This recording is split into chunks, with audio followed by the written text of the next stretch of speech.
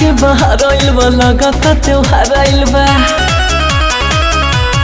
हाय हाय खुशी के बाहर आइल बा लगाता त्योहार आइल बा। सबके मदद करिल भैया बन के सबके सहाइया।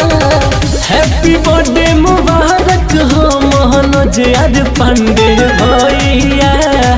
हैप्पी बर्थडे मुबारक हो मनोज आज पांडे भैया।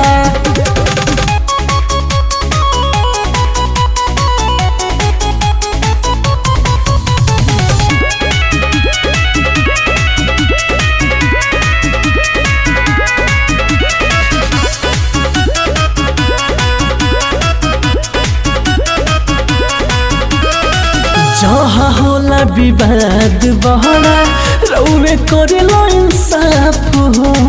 भैया राउर महिमा महान। ना समझ से गलती हो जाए तो दिन रउआ माफ हो। और जे बा सच सच उहे बताई करे ना झूठे बड़ैया।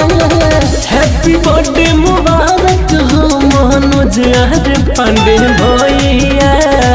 हैप्पी बर्थडे मुबारक हो मनोज आज पांडे भैया।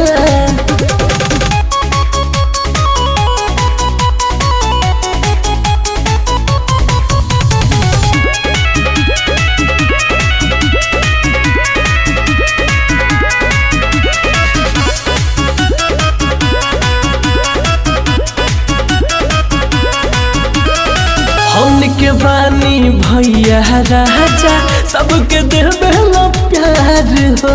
भैया रउए ही भोजपुरी के शान है भैया। दुश्मन के रउआ दुश्मन होई दोस्तन के सच्चा यार हो। रे गोविंद गौरव रूप से कर दुआ कोटे और दुख बोलैया। हैप्पी बर्थडे मुबारक हो मनोज आज पांडे भैया। हैप्पी बर्थडे मुबारक हो मनोज आज पांडे भैया।